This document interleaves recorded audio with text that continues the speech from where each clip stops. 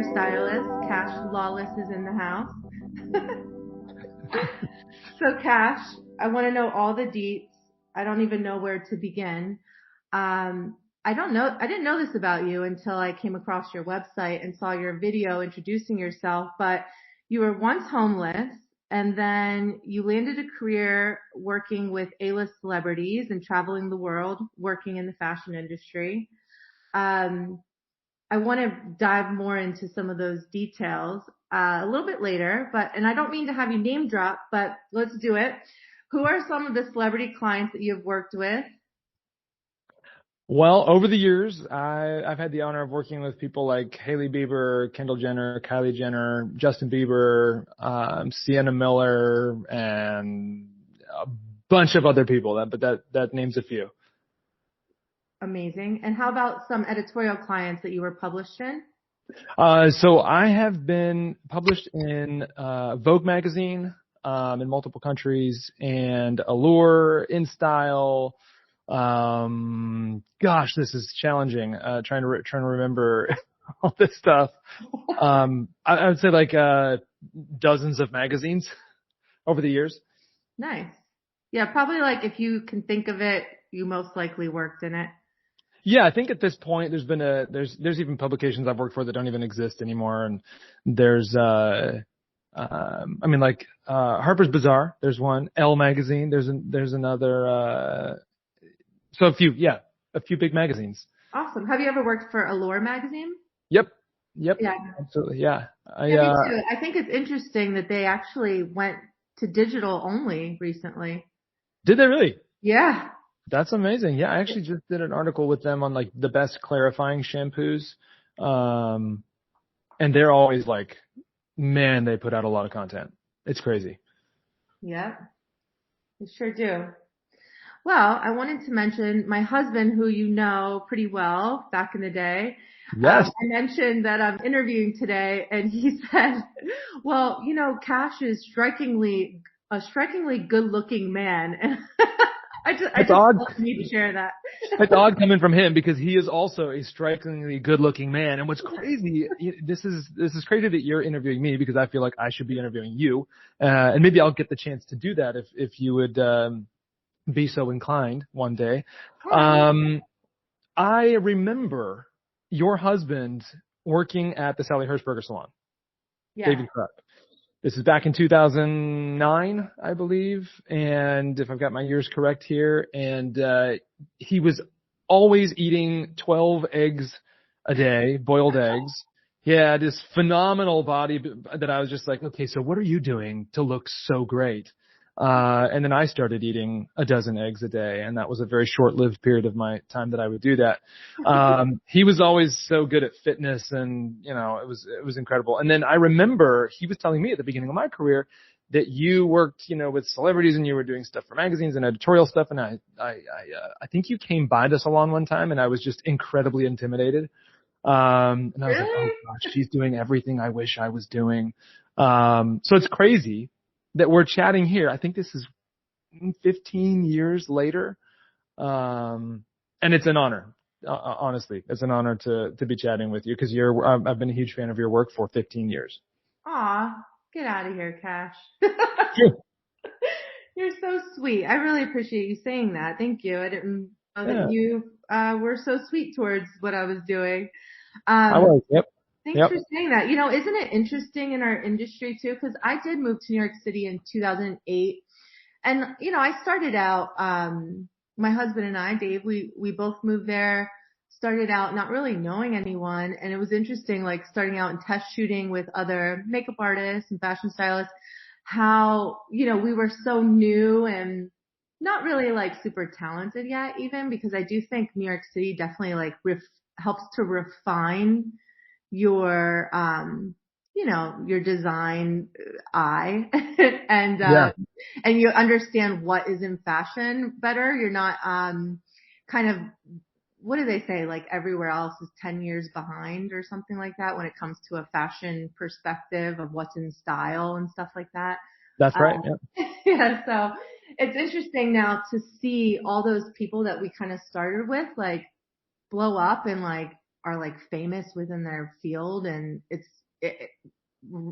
very financially successful and accomplished. It's just incredible. It's really incredible. You know what's interesting though is that to look at some of the careers of the people you start to get to know that you stumble upon, by the time you've found them, often it's 15 years after all of the hardship and the work and the free shoots and the $250 days where you worked for 20 hours straight, and walked away with $80 net. And people don't see that. But really building a career as a hairstylist, especially in editorial, fashion, celebrity, it is a grind. And people often think like, oh, they just work with celebrities and got famous. I was working with celebrities 15 years ago. And I didn't really start working my way up until probably, I don't know, 5, 6 years into the career where it was like, okay, I'm starting to get some traction. People think it happens overnight a lot of times because that's when they meet you in your journey. So if anyone's, if I met you kind of when you were doing magazines and stuff like that, and I was like, oh my gosh, like she must just be so talented. I had no idea you had just moved to New York and had just started maybe a year before. But I was super, super impressed and kind of wanted to know more about how you do that. Aw. Yeah, I mean, you are totally right. It does take a lot of years of dedication, and ups and downs and not earning very much money in the beginning. But I think that one of the beautiful things is, if you really are passionate about it, it's kind of like sky's the limit. Like those opportunities can be yours. You're not too old. It doesn't matter if you're gay or straight or, it's like, it's so inclusive of an industry. Yes. The sky's the limit. Like I said, I think it's really interesting. And I do agree that you said maybe 15 years that people finally start making it. I feel like it was between like 10 and 15 years where everyone's career really just amped up to be super successful. And it's, an incredible journey watching that happen for sure. It is very cool to see people grow. I love that. It's one of my favorite things. Me too. So I just want like a juicy question right away. Have you ever dated one of your celebrity or model clients because you're so hot? No, I've never dated any of my clients. Not that there weren't probably some moments where I thought about it, but I just really, really wanted to build my career and not destroy it. And so as I started working in the industry, I kind of made a rule for myself.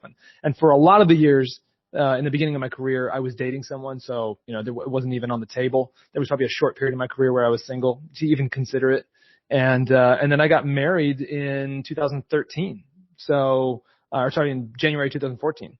So I've been taken for quite a while, of most of that career. So small window, nothing ever came of it. Yeah. It's pretty interesting to see how there are relationships that come out of that. Like there's like the hairstylist Teddy Charles. He's either married or dating supermodel Amber Valletta. I know them. Yeah. You just like, you hear these, and like Grace Coddington and Didier, like these industry relationships with the beauty artists are quite, interesting to me, I'm sure it helps your career in some way. Yeah. I mean, hey, dating supermodels, I'm sure that can be very helpful. Oh my goodness. It's so funny.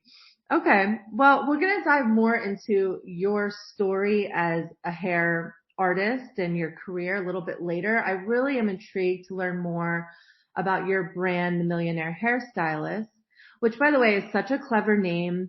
I can just envision beauty artists, like their ears perking up when they hear that name. It's so like, teach me more. How do I do this? And that's exactly what you're doing. So you are officially a millionaire hairstylist as we speak, correct? That's correct. Yes. Yeah. But the name actually came from, the desire to accomplish something that people thought was impossible. And so when I first got to New York, I just thought, oh my gosh, I'm working for Sally Hershberger. How is she working with like Meg Ryan and John Mayer? And like, that's impossible. And then later in my career, I accomplished working with some great people. And so it just kind of, this was this habit of always seeing everything beyond me as damn near impossible. And so when I started progressing in my career and I started building wealth, in the beginning of my career, I thought like, being financially fit, this is not why I chose this career. I didn't choose this to be a multimillionaire. I don't think anyone gets into this thinking that that's the reason they start. Mm-hmm. And I always thought sort of building wealth was off the table and impossible, just like I did all the other big accomplishments. But as I grew and as I started to accomplish things, I thought, you know what? I'm just not convinced anything is impossible anymore. So the title came from one of the biggest things that I think creatives think is like almost impossible for them is to become a millionaire. And so the name of the brand sort of just, it sort of lights the pathway to what we think is impossible, but is actually totally possible. I agree. I think it is totally possible. And, unfortunately nowadays it's almost like you have to figure out how to become one for the cost of living. So yes, that's absolutely true. Yes. So many people dream of becoming a millionaire. So how did you figure out to make it to millionaire status? Like, did you have mentors or like important books along the way that helped influence you to obtaining the knowledge on how to just literally become a millionaire one day? So the way that progression started was that when I was homeless, a family took me in and they gave me a much needed discipline and structure. They were very, very strict religious family. I had to go to church. I had to read books all the time and I had to read a lot of books. And through reading those books and working, I started to develop a different mindset and it woke me up to like, oh, I am the reason I am the way I am. I was a pretty angry person at the time, obviously destroying my life. And then I finally thought, you know what, I want to be the best I can be. I want to be the best I can be. Through reading books like Think and Grow Rich or Rich Dad Poor Dad. And that really changed the trajectory of my life. Now, at the time, I just learned like I can do anything if I can see it and I can think it. I have this gift of kind of like seeing something. And if it's really clear in my head, I can just see this path straight to it and I just go for it. So when I first got my first job working $6 an hour front desk of a salon, I saw hairdressers, I saw the life, and I started envisioning like, I think I could do this. And so I developed this passion and commitment and I was like, I'm going to do this for 5 years, no matter what. If I want to quit, that doesn't matter. I'm going to do as many hours a day as possible. So I would, I'd be working at the salon at 7 a.m., starting to wash hair, and then I'd go to school. I worked until 4, and then I'd go to school 5 to 11, then I'd go home and watch DVDs, wherever I could get them from like Nick Arrojo's school, or I'd spend every penny I could on additional education. And I dedicated 5 years to just being the very, very, very best I could. And in that 5 years, I started to realize it takes a lot more than just being good to actually be successful and have a life I wanted. I was working so hard and wasn't really being financially rewarded for it. And I started to burn out. I started to be like, is this it? Is this what I'm going to work my ass off this long? And, what am I supposed to do when I can't, or if I can't do this? What if I'm physically incapable? What if I, want to do something else? I have no freedom. I need this money and I need this income. So I started feeling chained and trapped. And that's when around the time I met my wife, and when I met my wife, I hit a brick wall where she lived in Texas, I lived in New York, and she cleaned houses for $60 a day, and I was making about the same as a hairdresser, and in New York, mind you. And when I met her, I just knew exactly, like I said, when I see that thing I want, I can see the path clearly to it, and I was like, you are exactly what I want for a life partner. And I'm willing to do anything to get that. And so we decided, you know what? We can't see each other very often because we can't afford to travel. However, we're going to get married. And so we got married. And over the next 7 years of long distance marriage, I stayed in New York. I traveled. I lived in LA. I lived in New York trying to build a career and trying to build wealth. And through that time, we said, well, what's the strategy for building wealth and actually being able to like move and see each other and like afford the life we want? Cause she had 4 kids at the time too. So I was like, oh gosh, taking on an immediate family of 5, this is going to require a lot more of me than I thought. So I actually started asking my clients. I just changed my script when I started talking to people. I used to chit chat about hotels and restaurants and, the life that I wasn't living and they were. And I changed it to, all right, level with me. I'll do this service for free. I'll come cut your hair for free. I'll do your extensions for free, whatever. If you will share your advice with me on how to be successful and be financially fit like you are. And these are people like CMOs, CFOs, CEOs, celebrities. And some of the celebrities I talk to, I'm like, that's not what I want to do. Cause, some of them are, not as financially fit as you'd think. So, I started learning these lessons and they greatly improved my life. And I started treating my money differently. I started treating my rate differently. My rate, went from when I first got to New York, I had a $25 haircut, $50 haircut, $500 haircut, $1,000, $5,000, $15,000 service. So as I worked my way up and started building demand for my service, it was eye-opening to see, wow, I can't just, sorry about that. Let me quit these messaging apps here because they're going to go off like crazy. You can't just be good at hair.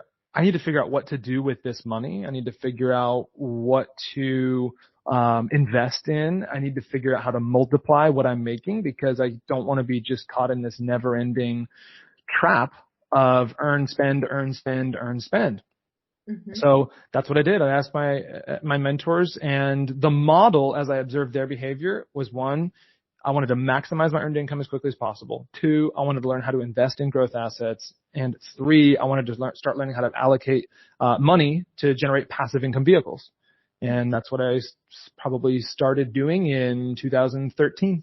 Started in 2013 and just went hardcore. Wow. Do you have to write, do you write business plans often, or you just kind of go with the flow? I do all kinds of things. I am pretty strategic. So when I see something that I think makes sense, and I'm obviously honing that skill in over time. Like when I first started my first business, it was all over the place. There was no order. I had no education and no experience for, hey, I need organizational systems, or I need an economic model, or I need to figure out what's the profit model, or how does the business work, and where am I going to find clients? So all those things, I learned over the time, and to date, I've started 3 multi-million-dollar businesses. I purchased $190 million in real estate, invested, and so I've accomplished some significant, financial growth from where I came from, and through doing that, I've gained a lot of experience. So nowadays, I coach people and I help people. I'm coaching someone right now through building their first product line. I'm coaching someone coming out with a home goods product, a hair care product. And so I've developed over 100 physical good products. I've built a good service business in my hair career, so I understand service businesses. I've built an investment firm, so I understand investments, assets, asset classes, economics and finance, and all of that I've studied and learned. And the Millionaire Hairstylist is about kind of distilling those lessons into simple, digestible lessons that hairdressers and artists and creatives can understand. Because all that stuff is really, really overwhelming and kind of complex, and it's everywhere. And that was really challenging for me and how time consuming it was. But once I started figuring it out, people on set were coming to me and saying, Cash, what are you doing? Like when I bought my yacht, right? So I lived out in California on a beautiful boat for 2 years, and people were like, are you sure you're a hairdresser, not a drug lord or something? And I was like, yes, I'm a hairdresser. I'm just investing what I'm earning, and that's going well for me because I've been doing it consistently for a long time. And so I started getting questions and some honesty from other hairdressers that were saying, hey, and makeup artists and photographers. Okay, so I've been doing this for 15 years and I have $20,000 to my name and I'm getting kind of scared. I've got 2 kids and I just earn and then I spend and I just cannot seem to get ahead. And I heard this story more and more. And it led me to believe hey, there are lessons I've learned that everyone needs to learn. And so that was what starting the company was built on.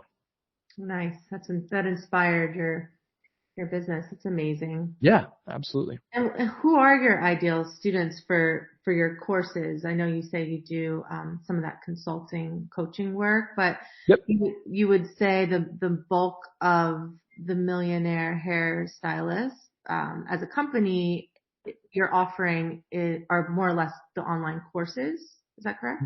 That's right. Yeah. So our online courses are sort of like everything you need to know about managing your personal finances, all the way through developing business clarity over where you're going, who you are, what role you want to play in your business, and kind of designing that out, setting strategy, hiring, firing, training, organizational systems, to marketing, sales, understanding your finances, reading your statements. So all this stuff, I think we need to understand, and great sophisticated business people understand these things, and you have to understand them, but you have to recognize you shouldn't be doing all of them. And so there's this two-part thing where you have to have enough knowledge to communicate on a sophisticated level where you can get something done and communicate with these people, and then also understand your role in your business. Because it's just not, it doesn't work just to be a great artist these days. You do need to understand the business side if you're going to achieve financial success anyway.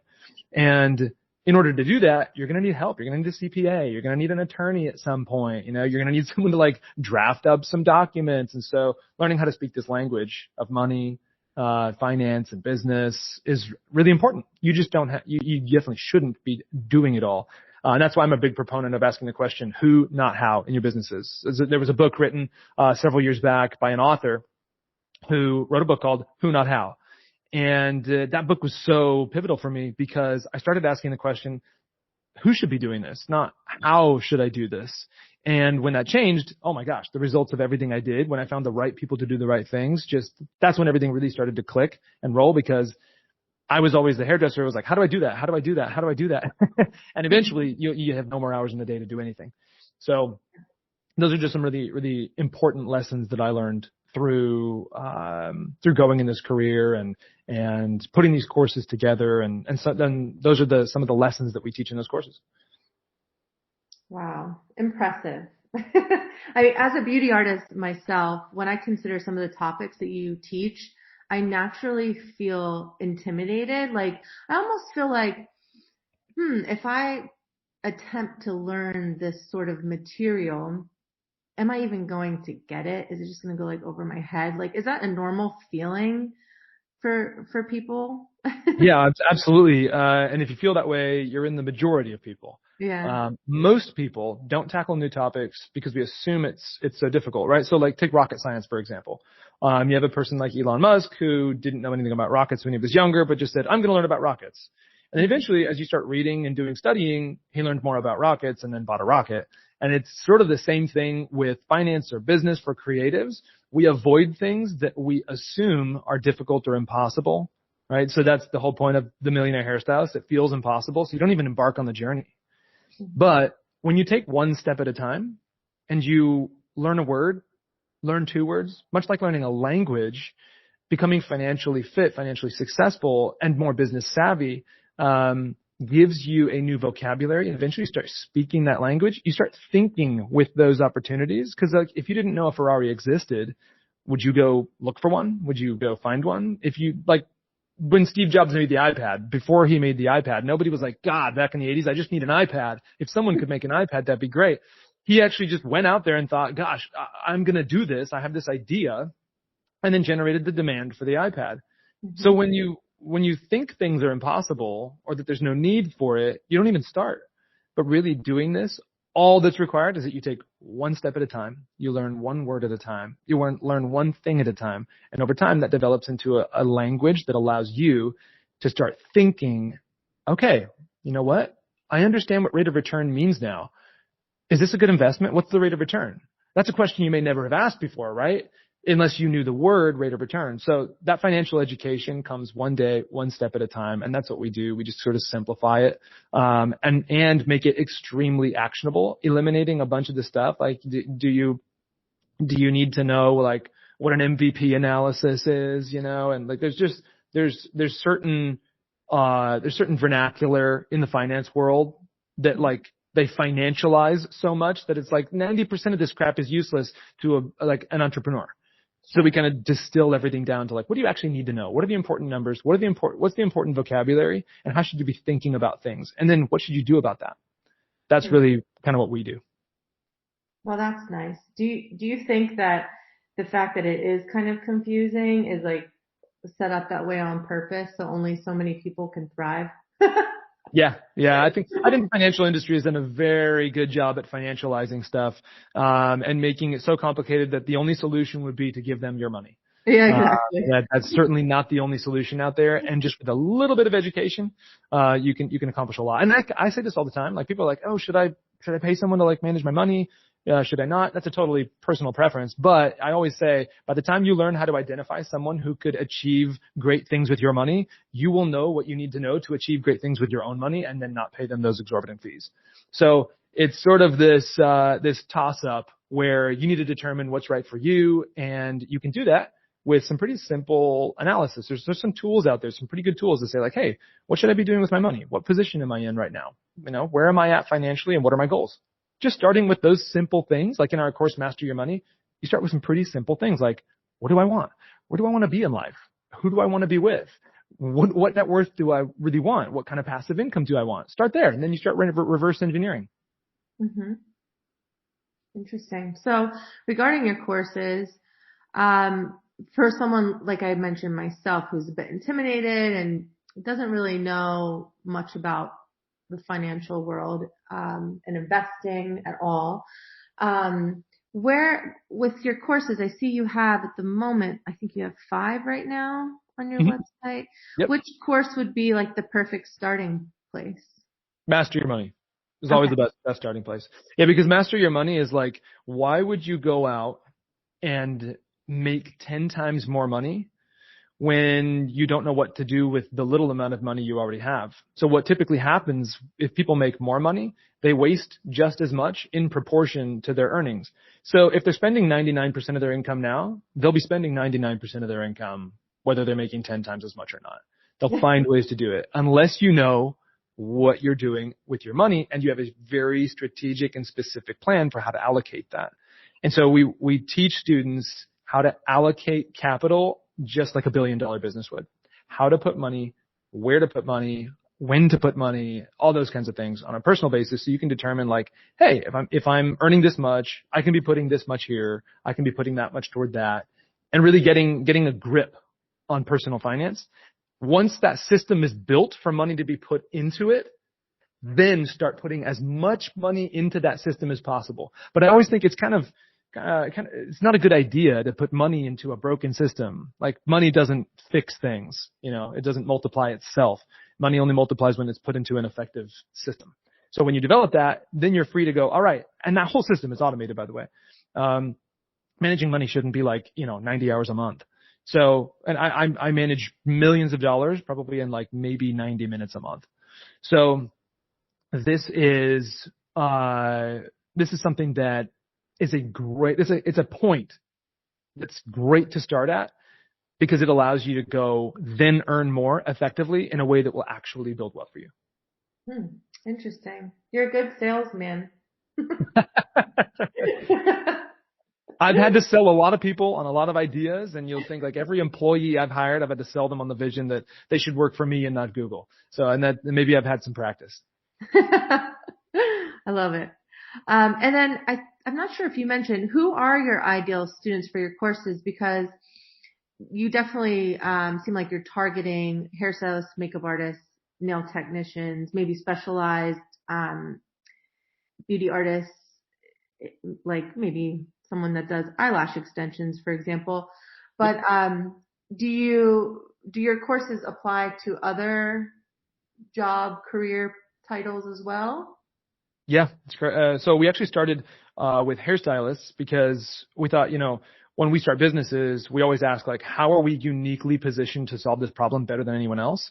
And who are we uniquely solving this problem for? And hairstylist was the immediate audience that I could speak to and relate to the fastest, right? Sure. So if I went out and like started talking to plumbers, it'd be like, you're not a plumber. You don't know what you're talking about. However, what we've discovered, and we have this year alone, we have over 800 new students. So with this many people signing up, we're seeing like tattoo artists, nail artists, makeup artists, like all kinds of creative service providers, and even some service providers that are not even creative taking these courses, and they are loving them because this stuff is applicable to any service or creative business. Mm-hmm. If you're in a creative business, if you're an artist, a painter, if you're a service provider, this stuff can be applicable to you if you are a waiter. So these are like principles of business. And when people think like, oh, the career of a hairstylist is just so unique and different, it's like, the service business has some really standardized pillars because it's been around for a long, long time. So all these lessons, they are told in the allegory of a hairstylist. So we use stories to kind of to teach. And we use the hairstylist named Alex, who, it finds herself in a bunch of different financial situations and kind of teach through how she looks at these things, how she thinks about these things. And it's a really good way to teach. And people really like seeing like, oh, okay, that's a story that I can relate to. I have that in my business.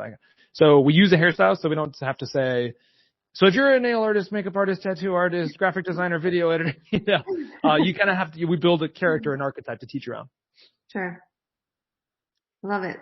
So you have your 5 courses: Master Your Money, Accelerate Business Growth, Gaining Business Clarity, Your Power Circle, and the Profit Playbook. Would you be into just giving me a brief, quick description of each of those? Yeah, absolutely. So like Master Money is about mastering your personal finances and learning how to build wealth as a hairstylist. And then, the next one that you mentioned was Accelerate Business Growth, is all about maximizing your revenue. So your top line growth in your business. And that's marketing, prospecting, how to analyze the numbers in your business, how to actually grow a business, financially. And then Clarity is about identifying you in your business and setting up a plan and a strategy for who you want to be in your business, who you need in your business, where you want to go, what you want your business to accomplish. So many people skip this step and they just they do and chase a million different directions. So clarity is like every great business person has a crystal clear idea about what they wanted, where they wanted to go, and how they were going to accomplish that. And so that course helps to understand, what are you doing? Where are you going? Where is this going? What's the plan? Then you have the Profit Playbook. And the Profit Playbook is all about taking a business that is in existence and maximizing profit. That's understanding your statements, understanding the numbers you need to know, understanding how that's affecting your personal wealth picture. So in all of these courses, it's broken down into small, digestible, anywhere from 2 to 6 minute videos that you can watch one at a time, small bite-sized stuff. And over time you start to learn, because there's over 100 lessons in these courses, teaching you about everything from business strategy to sales funnels to marketing to, finance. Mm-hmm. And how about your Power Circle? And your Power Circle is all about how to identify and hire the 10 people you absolutely have to have in order to scale any business. So you've got to have these 10 people in your pocket. You got to have them. And whether you hire them or you contract them or they are in your circle as a relationship or as a mentor, these are the people that you got to have so you can pick up the phone and get answers and solve problems if you're going to scale. You do not want to be scaling a business stuck doing everything. That's where I think people's burnout comes in. So the answer to who, not how, is that course. Oh, wow. Impressive. It must feel great that you are now becoming a mentor to so many people in their career path to success. How does it make you feel to hear success stories of your students? Oh, I mean, it's amazing because we get messages and I screenshot the DMs and, oh my gosh, this is like my Bible right now. And just kind of hearing the feedback and the impact that we're having on creative individuals who otherwise probably never would have listened to a finance guy that could teach them lessons, about this stuff. It's I don't relate to you. You've never done this. You don't know what it's like to work every day, behind a chair with my hands and then have to deal with this stuff. So I feel hearing that it's working, because we took a huge risk in starting a new business. Obviously it takes a lot of money to do this. We're 2 years in and we've dedicated a lot of time and resources, and we've got more than 10 people working on this business. And so it is extremely rewarding to hear that it's actually making a difference and to see that we're growing really fast. That's amazing. Yeah, because the last time we spoke about doing an interview was quite a while ago. Mm-hmm. And I checked out your website then, and you, I believe, only just have one course at that time. That's right. Yeah. And so we did an MVP. So whenever you start a business or whenever we start a business, we want to test the concept with an audience and then check market demand. So one, we came up with a course that we felt was going to be extremely valuable. Basically bring your best stuff to the table first. And we thought, what are hairstylists' biggest pain points? So we actually went out and spent months and months and months interviewing and researching hairstylists. We literally went to salons, my business partner and I. We went to salons, set up a little audio recorder and asked them questions like, hey, what are you struggling with most? Where do you want to go? What's going on with your career? What do you hope for? And then really figuring out where are hairstylists today and what are they really struggling with. And all of them inevitably said they wanted to be greater, more financially rewarded for doing what they were doing. And so we thought, what better than the way to come up with a course to help them make more money, and not only make more money, keep more money and build wealth. So when we came out with that, we were not committed to building a company at that point. It was just market testing to see if we wanted to build a company. And so we came up with the course and people loved it.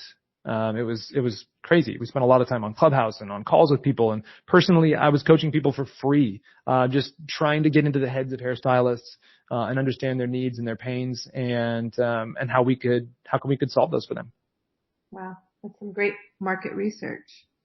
Yeah. You definitely want to know if your product is desirable to a market before you go all in. Mm-hmm. Okay. Well, this might be an interesting question. What is the quickest way to become a millionaire from your perspective, minus the lottery? So each person's journey is going to have to take into account where you are, who you are, your aptitudes, what's valuable to you, because every journey is going to be uniquely different. And I think for anyone to put a sticker or label on something that says, here's the one path, here's the easiest way, I think I'd be a fool to say that, because someone inevitably in the audience will go, yeah, but what about me? So one, I think investing in your education, you can't make decisions or come up with plans or design a strategy for building wealth until you understand the language of wealth. So the first thing is educate yourself. You need to get educated. The one thing that was holding me back from building wealth was my ignorance. I was financially ignorant, and so I was making ignorant decisions with my money. And inevitably, money just doesn't like to stick with ignorant people. It likes to stay with people who respect it, who know how to treat it, who know how to multiply it. Those are the people money stays with. It doesn't stay with people who, the second it comes in the door, they kick it right out. Right? So, if you sort of understand these things, you can build a healthy relationship with money. When you have a healthy relationship with money, you can start learning how to multiply it, grow it, earn it, leverage it. And you need to know how to speak to it. Like, I can't just come home to my wife, right? And speak to her disrespectfully and poorly, like, oh, money's not everything. Money doesn't mean that much. Like, if I came home and said those things to my wife, like, you don't mean that much. You're not that important. Like, I don't need more of you.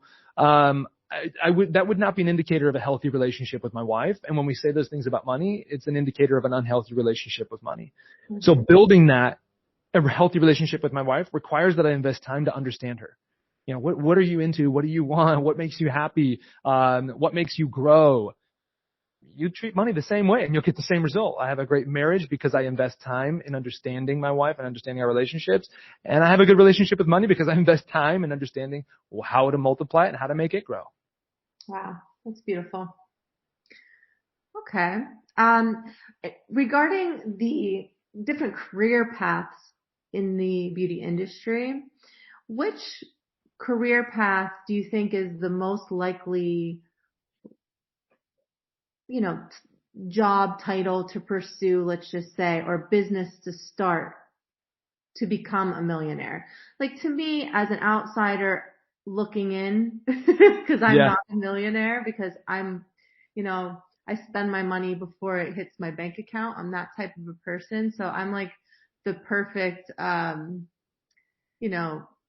person for your courses, by the way. But, I should never say that, but I did. I put it all out there. You gotta be honest.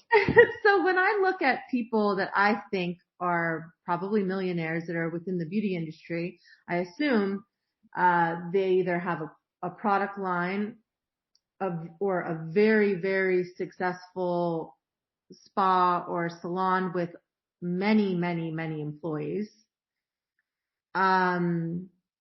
Or they're like a celebrity hairstylist that gets a ton of the high paying budget jobs, but also, of course, sponsorship deals. do you think I hit them all, or is there another, beauty industry career path that you think is more destined to set yourself up for a millionaire status, with what you earn from your career, not necessarily because you're investing it? Yeah, and I would say ask yourself a couple of questions because it's going to be different for everybody. For me, it may not make sense to do certain things. For you, it may not make sense to do certain things. And it's just based on your interest. Like if you don't want to own 90 salons, like why do that? Don't do that. That's not going to be the path. That's someone else's path. So you really want to start to understand yourself, because successful people, they have good answers to, what do I value most in life? They know what's important to them. What do I want? Like they've clearly identified what they want in life based on what's valuable to them. And then do I have a clear plan for how to accomplish that? And when you start doing that, you start getting more clarity about the path that would yield something right for you. Now, if a construction worker said like, you know what? Cash made millions of dollars doing X. Let's just say selling courses to hairstylists. And he has no unique positioning to sell courses to hairstylists. Well, then that wouldn't be his path, right? So you have to look and say, what am I uniquely positioned to do? What am I disproportionately praised for? So look at your life. Are people like, wow, you are just so good with people? Well, then, hey, maybe working with celebrities and really networking your way through the industry and making friends with everybody and being social, that might be a path for you. But then, trading stocks in a dark room for 16 hours a day, if you're a highly social person, is not going to be for you. That's not going to be a path. But then for somebody who's like, I do not like people, I like to be alone most of the time, maybe trading stocks in the dark room 16 hours a day is for them. So you really have to understand yourself. And I think that's where it starts. It all starts with every single asset and idea and venture to make money out there has a characteristic, has a risk profile, it has a personality. And so do you. And so you want to find and identify the path that aligns with you. And that starts with understanding yourself. And then in our course Clarity, we have you take a lot of tests, like aptitude tests, personality tests, I help identify what roles you belong in business, what projects you should be taking on, what things you should be delegating. Because if you don't understand yourself, you're going to bump into things that dissatisfy you constantly because nothing is aligning and nothing's working.